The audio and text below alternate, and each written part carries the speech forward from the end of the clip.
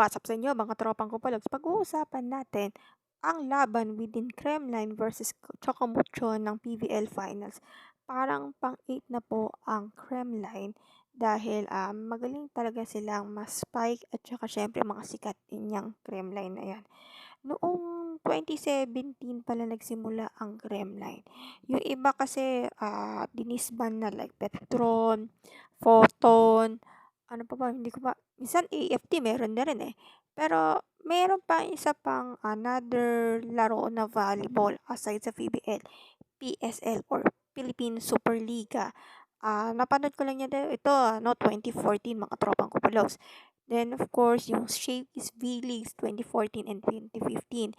Ang kilala ko lang dito si Abby Marano, Rachel Andakis, Mika Reyes, or tsaka si Abby Marano, 'di ba? So, naalala ko na 'yon.